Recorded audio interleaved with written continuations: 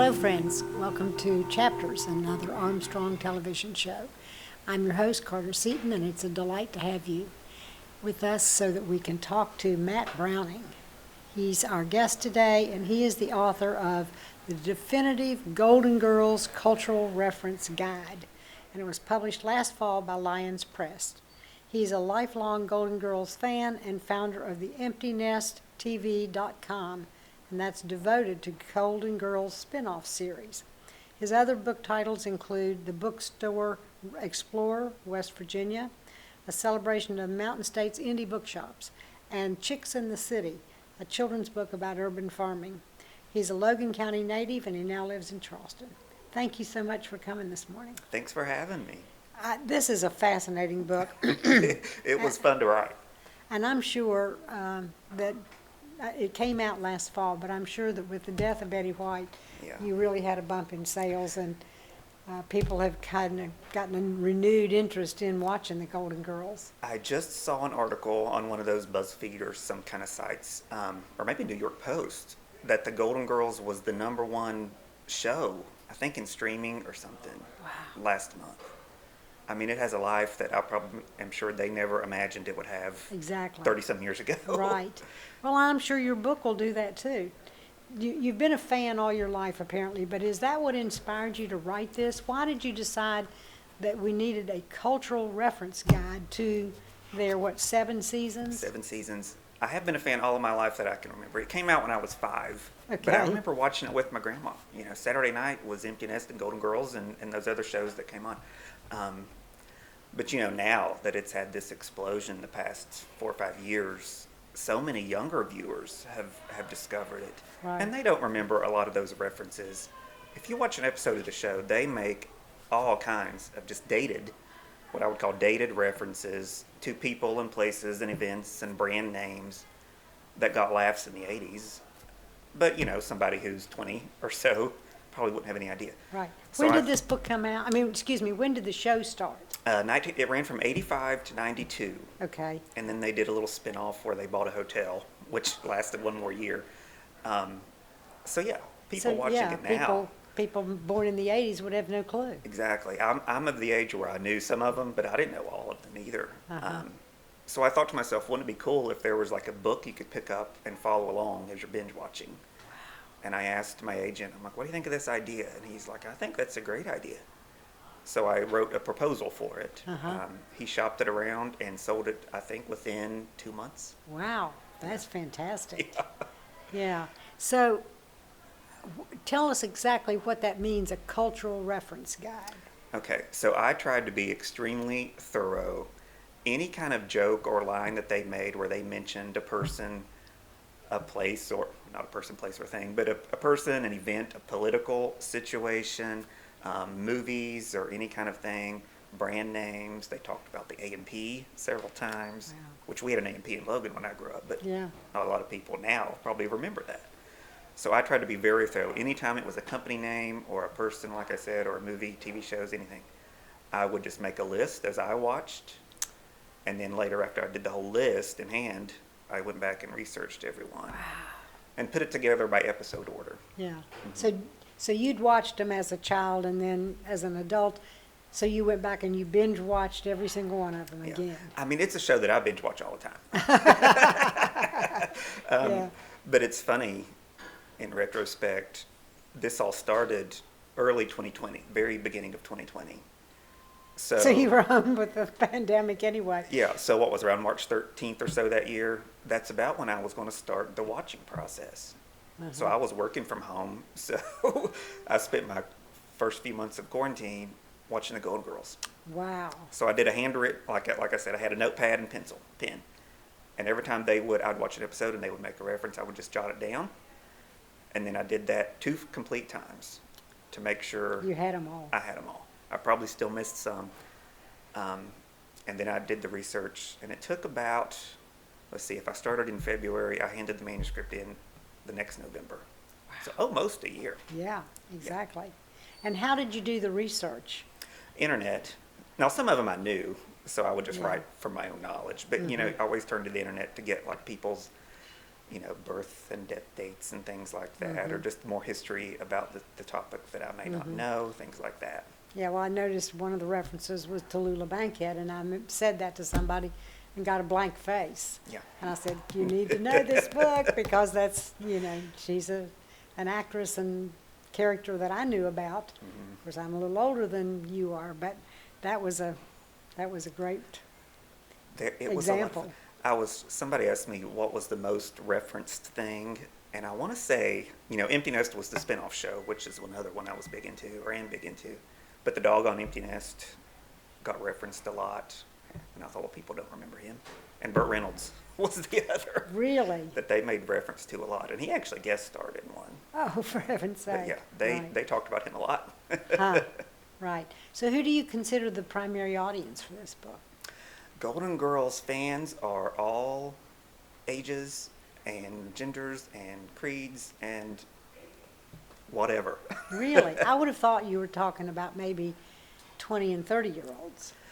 That seems to be, when I've done some events, which, the pandemic has dampened a little bit. When I did an event, it was in Fayetteville a few months back, and I had a lot of people coming in who were 50s, 60s, buying it for their 20-something kids. Yeah, And they're like, oh, my daughter loves the Golden Girls. I can't wait to give her this for Christmas. I understand. They understood the humor Yeah. and the references, but they knew that their children wouldn't. Right. Yeah. And a lot of them were like, I'll get to read it now, between now and Christmas, before I wrap it to give it to the kid. Right. Do you think that knowing those references deepens your sense of the humor of it? It does. But you know what I found interesting, too, was that, when you talk to other fans and things, there's so many. I don't know if you can see on the camera, but this is a pretty thick book, like 400 pages. There were so many more than I thought. But it doesn't really dampen your enjoyment of just watching the show, because the humor holds up. But I think once you get the jokes, a lot of them, it does. It deepens, and you better understand what they were talking about and why the audience was just cackling Right. at a reference to Yeah. Gary Hart or somebody that Right. you don't know. Right, yeah. I've had that same experience. My son and I used to attend church together, and our preacher was very into literature. And so he would make cultural references to literature that Tony didn't understand. Yeah. Because I got those books taught to me in school, but he didn't. And so I understand that this would make it funnier if you knew who Gary Hart was, for Yeah. instance, than just the tagline that they've used. Exactly. Now, a movie came out about Gary Hart a couple of years ago, so some younger Somebody- people might know that yeah, one. But right. there were jokes about remember Lynn Redgrave did those Weight Watchers? Yep, There was a joke about that.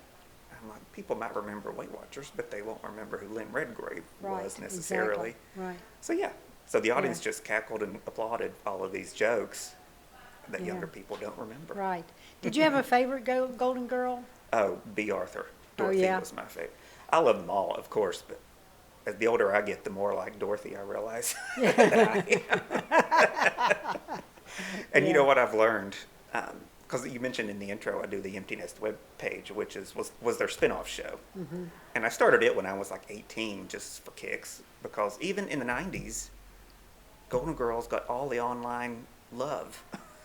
The Golden Girls fan base in the 90s was huge. And there was nothing for that show, which I love too. So I thought, I'll just make a little website for it, just to spend a couple months in the summertime. 20 plus years later, it's still out there. Wow. And I've interviewed most of the cast that's surviving. And they gave me a lot of dish about the Golden Girls, and they all confirmed that, like, B. Arthur really didn't like Betty White. Really? Yeah, which Betty White has joked about herself. She's like, I loved B, but B didn't care much for me. Oh, for goodness sake, how about that? Mainly because Betty White said it's because she was just in a good mood all the time, which would make B. Arthur angry, because she was a little bit like Dorothy herself, I think. Just a little cantankerous. Yeah, that's funny. That's funny. So a Is- lot of the interesting background I've Is learned there a along the way. Golden Girls fan club? I don't know if it's in any official capacity, but the online fan base is massive. There are websites, there are several podcasts, there are, I don't know, anything you can think of. And in the spring, if the pandemic goes the way it looks to be going, Right. there's going to be the first ever Golden Girls fan convention in Chicago. And it's gotten a lot of media buzz. I think they're expecting a big crowd, and they've invited me to come with this book and hopefully do some cool participatory things at the Oh, event. that's great. Yeah, that'll be wonderful. I'm very excited about that. I got my room booked. I've ordered the books to take to a booth. And a lot of, they keep announcing people that are supposed to be there. So a lot of the guest stars and a lot of the writers and producers. And I think one of the Empty Nest cast members just put out a novel, and I think she's going to be there. Lots of cool folks. Oh, that's great. And me. Yeah, that's terrific. Well, you're a cool folk too. Thank you. Tell us a little bit about the way this is organized. So like I mentioned, I kind of wanted it to be a thing you could pick up as you're watching. And you know, somebody says a line you don't get. Let me just turn to that page. So it's structured in episode order, grouped by season. The 7 seasons starts at episode 1 and goes straight through. So it has a little bit about the title of the episode and the credits of the writers, directors, a little blurb about a synopsis of the episode. Then it just goes into the quotes. So I will just give a little context of dialogue to set up what the joke was in case you're not watching at the time. And then the explanation of what that reference was. That's just amazing. And then, like I said, they mentioned Burt Reynolds several times. So the first one explains him, but then subsequent references just points you back to the first one. Right. Now, how did you decide which ones of those jokes or those words and phrases needed explaining and were not still relevant? Right. So that was a question I had for myself at the I beginning bet, of this yeah. process. I decided that I would put in everything that I thought could be included, and I'll let the editors chop it up as they see fit. But they really didn't do much chopping. I mean, there's explanations in there for Coca-Cola or for AT&T, because we know what those are, right? Right. But who am I to say that we do? Somebody Yeah. might pick this up in 100 years and not know what Coca-Cola was. And there's a little bit of history about them too. Yeah, A little right. bit of the history of what formed Right. AT&T or Coca-Cola, Right. or some of those more obvious ones. Right. So it's all in there, and that's why it's over 400 pages long. Well, I think that was a good idea. I mean, you can't, like you said, cutting some out might have diminished it. Yeah, I mean, some are obvious that it's a reference that's buried with time, but brand names, a lot of them are either in our memory or they're still big today. Yeah. Well, I was watching a commercial the other day, and it was an Alka-Seltzer commercial, and it's an old one that they have brought back. It's the plop, plop, fizz, Yep, fizz. yep. You know, Which I think five which is years in there. ago, yeah, five Yeah. years ago, if it's in here, it would have been wonderful. But now that they've brought it back, you might not have needed it. Exactly. So you just don't know, Yeah, but that campaign might go away again. Right. And things like New Coke, which Yeah. came Which and there went. was a specific joke about New Coke. So Yeah, so it even came if you and know went. Coca-Cola, you probably don't remember the whole New Coke fiasco Yeah, in like right. 1985. That's right, exactly, right. Have you ever considered doing this for another television show, like maybe Seinfeld?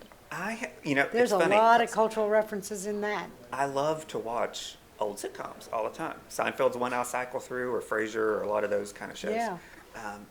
Have I thought about it? Yes.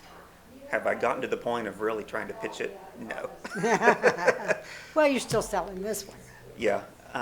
But it's an idea that's been percolating, and I've tried to, as I've watched. It's funny, I just rewatched Seinfeld because it's on Netflix or one of those now, and I was trying to listen, and I can't think. I'm sure there are, but I can't think of a show yet that has this many. I was surprised myself. I knew there was a lot, but when you watch it for that specific purpose, Yeah. you realize, oh my God, Right. I've bitten off more than I can chew. Right, exactly, yeah. But yeah, I do kind of keep my eye out and my ear out for other shows I could do this with. Yeah, you could do this with Friends, maybe, I wondered Seinfeld. about Friends. Some of those shows weren't quite as observant, I No. thought, as Golden Girls. Right. Like Friends, I don't know that they mentioned too Well, much. and maybe because these were mature women, It's true. so they would have had more. Even then, the Friends were in their 20s, right? Right, and they would have had more history with cultural references Yeah. than the younger That's true. the That's younger true. people on those shows would. Designing Women's one I've thought about because Yeah. they talked politics all the time. Yeah, right, Yeah. yeah. Murphy Empty Brown? Nest does it. Oh gosh, and Murphy Brown. That would be That would be thicker than this. Yeah, Empty Nest I right. know about, but they weren't as big on the Yeah, cultural jokes as right. the Golden Girls. Tell us a little bit about your first book, a Bookstore Explorer. So the Bookstore Explorer stemmed from, or emerged from my personal travel hobby, which is going to indie bookshops. Every city I go to, a lot of people do travel by restaurant. I do travel by bookshops, and I was visiting and Instagramming them, and was getting a little bit of an Instagram following. So I did a blog to talk about these shops I visited, and I thought, there's a book in there. West Virginia is small enough to where I could drive from top to bottom. So I thought, I'll just go to every bookshop in West Virginia Wow. and put it together as a book. And there was enough to do that with, more than I thought at the time. And I also, to sort of prolong the shelf life in case a shop would come or go, there's essays from like other writers, including yourself, or booksellers, or people in the literary world in West Virginia, talking about what bookshops mean to them. So it's sort of travel guide, sort of just celebration of bookshops in the West Virginia literary scene. Came out right at the tip of the beginning of the coronavirus. And it has affected the bookshop industry in West Virginia. A couple of the shops in there, unfortunately, are closed. Yeah. But, surprisingly, a few have opened. Right. So what I've been trying to do is the blog version that goes with the book, Provides the updates. provide the updates. That's a Yeah. question I was just going to ask you is, are you going to do an update? Yeah, there's one in Barbersville that's I know. getting ready to Yeah. open pretty soon. I've been Right. following their progress. Book tenders? Book tenders. But I haven't been traveling as much, Yeah. so there's Right. not a whole lot of content new on the Instagram or Right. the website, but Right. it's there, and as soon as I can get out, I go. Yeah. And tell us a little bit about your children's book. So the children's book, I know I keep talking about the pandemic, but it came out right in the thick of it. So it is a children's book, a little children's picture book about urban gardening and urban farming and agriculture.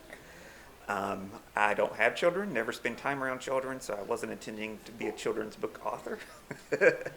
But it stemmed from an event that I used to do at a previous job. I worked for West Virginia State University Extension Service. Uh-huh.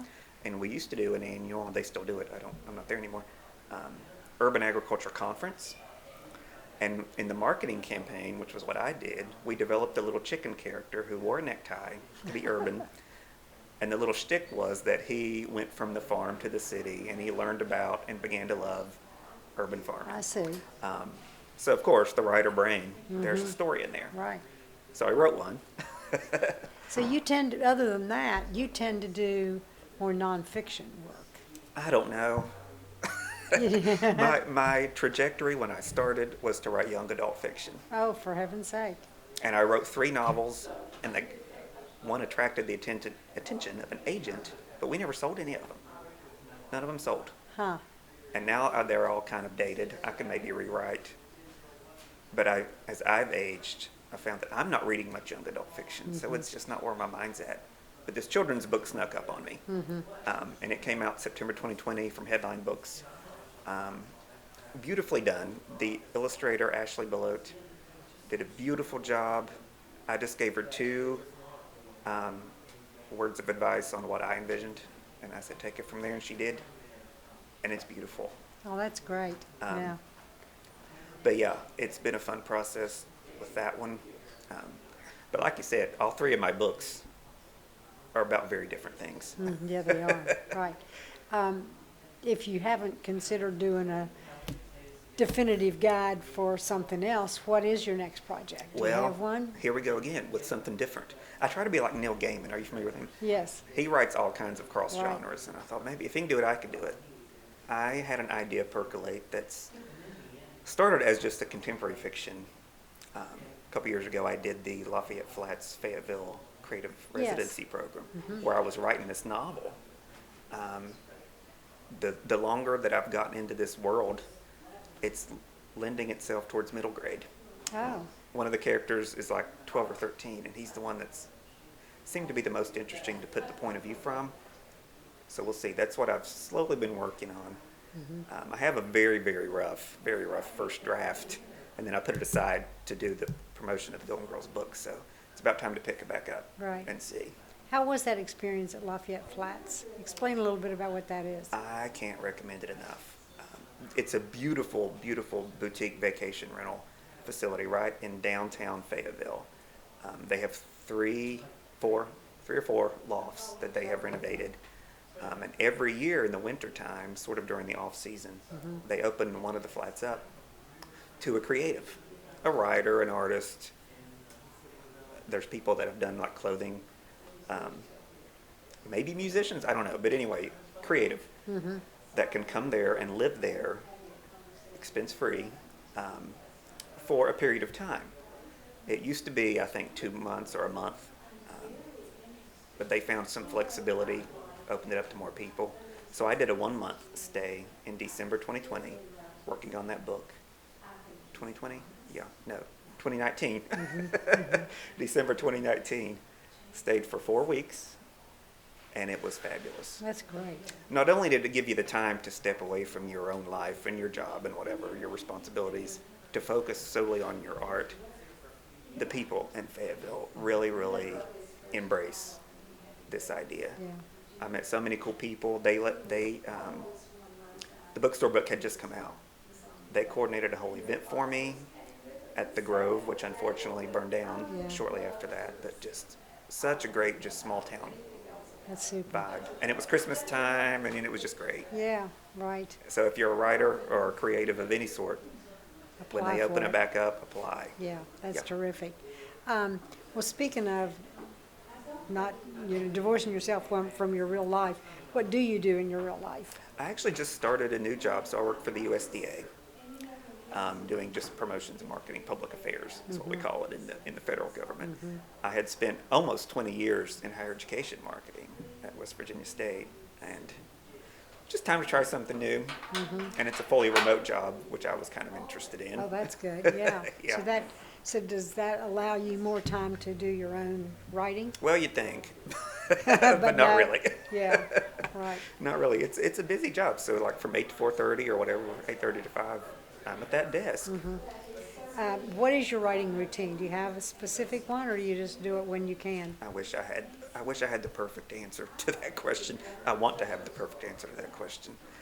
When I am working on a book, like I was writing that middle grade novel, it's tricky if you work a 9 to 5 or any full-time job to make the time to do it. Yeah, So even if it's sitting down for 15 minutes a day, when I'm really in the thick of something, it's just making time. Typically in the evening for me, because I do work during the day. But yeah, when I'm not actually working on a book, I don't know that I have a formal process. yeah. When I wrote my first novel, Father's Troubles, I had a full-time job. So I got up every morning at 5:30 and wrote for a couple of hours before I had to get ready to go to work. I know a lot of folks that do that. And then at night I edited, and then the next morning it was kind of fresh in my mind. I'd sometimes even dream about it during the night. Now, sometimes I'll try to say, okay, I want to get this many words today. And I try not to keep it too lengthy, something manageable. Yeah, And usually you can tell when you're going in, I'm not going to get more than 500 words. So let's just call it 500 right, words today. exactly, Yeah. right, yeah. What do you tend to read? I like to read just about everything. I'm not a big horror reader, but I'll read, fiction, classics, mysteries. I do love a good cozy mystery. It's kind of my guilty pleasure read. I just read a very thick biography of Sylvia Plath that just came wow. out. Fantastic book. I want to read more poetry, speaking of Sylvia Plath. Sometimes it goes over my head. So it varies. I'm not a big horror reader, but anything else, I'm open game. Do you have one author that you admire more than any? If you had who's an influence on you? I can't say that I do because I just read so many different people. I mentioned Neil Gaiman just because I love his work, but he writes so many different things. He's written graphic novels and science fiction and short stories and da-da-da-da. And I would love to be able to be that kind of varied with what I write. And that's what I'm doing so far. Not to the caliber of what Neil Gaiman does. He's also pretty prolific, too. He is. Yeah, I got to work on that. Yeah, right. Well, it's hard to do when you have a full-time job. Yeah, Yeah. it is, but you got to make time for what you love, you know. Yeah. Have you read any of the books on writing, like, for instance, Stephen King's On Writing or Anne I have. Lamott's Bird by Bird? No. Remind me what that one was after Well, we finish. it's a book on writing. Okay. And the title, Bird by Bird, means, it's taken from when she was I think it was either as a child, she had to write a report on a bunch of birds. And she was just intimidated by it, and her father said, just take it bird by bird. I mean, that's good advice. Yeah, so, Episode by episode. Yeah, exactly, right. But yeah, the Stephen King on writing is a fantastic book. I just recommended that. I did an interview with a college student for her class about writing, and she asked me for some book recommendations on writing. And the Stephen King one was the first one I gave her, which is funny because I don't read a lot of Stephen King. Yeah, I don't either. I've But I read have more of his that one. mystery stuff than his Yeah. horror stuff because Yeah. that's just, I don't like to be scared. Right. Have you taken writing workshops, writing classes? A little bit in college. I was a communications major, but I took some writing classes. Denise Giardina taught one when I was an undergraduate. Oh, that This would was have in been the a early good class, 2000s. yeah. And that was a great class. But that was beyond some college classes, nothing formal. But last Christmas I was gifted a subscription to Masterclass. Are you familiar with that? And I watched, keep saying Neil Gaiman, I watched his, I watched R.L. Stein's, Judy Blume's, because I was writing that middle grade book, so I started with some of their stuff. Those were great. They were so inspirational to me to figure out how do I write a middle grade novel. Yeah. Yeah. Yeah, those are fascinating. I've not watched any of them, but I've seen some of the promotion, and I know Margaret Atwood does one of them. At Christmas they usually do like a 2-for-1, so watch for deals like that. Yeah, that's great. Yeah. But they have everything on there. Like I did the one for bartending, cocktail making. Wow. That was a fun one. Yeah, right. Back to the Golden Girls. Okay. Do you think that they held up through the whole 7 seasons? Sometimes series like that begin to kind of lose their luster towards the end. Do you think they did? They were as strong at the end, I would say, than they were at the beginning, or as they were at the beginning. No Empty Nest spinoff, it kind of. Yeah. But the Golden Girls, now B. Arthur, they ended because she wanted to go on to other things. So if you watch some of those last season ones, she seems a little disinterested maybe, but the writing quality stayed strong all the way through. Well, they were strong characters. They were. Now they did that spinoff where they bought the hotel, which just started streaming and everybody's discovering it wasn't as good. Different writers. A lot of the same writers, but still, The I think premise without just- B, the chemistry was gone. Yeah. And the whole premise of, the show was about these 4 mature women sitting around the coffee table talking about sex and their lives and da-da-da-da. Right. All of a sudden, now they have to be business women running a hotel. It just... Matt, it's been wonderful having you here. Thank you so It much for has. coming. Thank I you for having appreciate me. it, and I hope that people will pick up your book. How they can get it. This one's available wherever books are sold. Okay, that's great. Thank you all so much for watching, and we'll be back again another time. Have a good day. Bye-bye. Connect with Chapters through email. Write to lp4@zoominternet.net. Chapters has a Facebook page at Armstrong Chapters. Like, subscribe, share, and comment. All Chapters episodes are available on YouTube. Visit the Armstrong Neighborhood channel on YouTube and look for a playlist of all the Chapters programs.